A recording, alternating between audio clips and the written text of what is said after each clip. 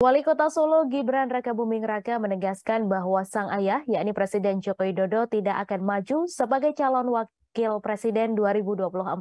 Hal tersebut menyusul adanya wacana Presiden Jokowi bisa maju sebagai cawapres seusai menjadi Presiden Indonesia selama 2 periode. Untuk laporan selengkapnya akan disampaikan langsung oleh wartawan Tribun Solo, Tara Wahyu, yang kini sudah terhubung bersama kami. Silakan rekan Tara. Baik, selamat siang rekan dan selamat siang Tribuners. Wali Kota Solo, Gibran Rakabuming Raka yang juga putra bungsu dari Presiden Joko Widodo menegaskan bahwa sang ayah tidak akan maju dalam pemilihan calon wakil presiden 2024.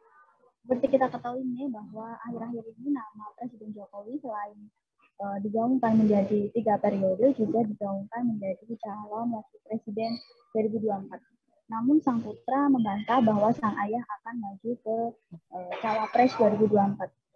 Gibran mengaku selain menegaskan hal tersebut, Gibran juga menolak adanya sang ayah juga harus maju ke cawapres 2024. Selain itu, menurutnya tidak pernah ada pembicaraan dengan sang ayah Presiden Joko Widodo terkait adanya Presiden Jokowi akan maju ke calon presiden 2024 maupun ke calon wakil presiden 2024. Gibran pun mengatakan bahwa setelah 2 periode ini sang ayah Joko Widodo akan istirahat sejenak dari perpolitikan atau dari kepemimpinannya di Indonesia. Seperti itu rekan.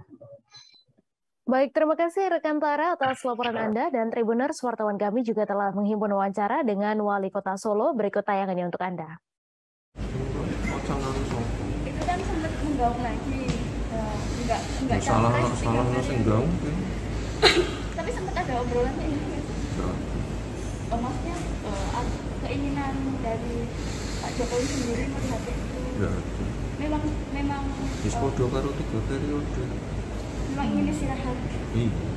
Bapak gua juga dukung juga ya sudah Bapak Cawapres ini. Terima kasih sudah nonton. Jangan lupa like, subscribe, dan share ya.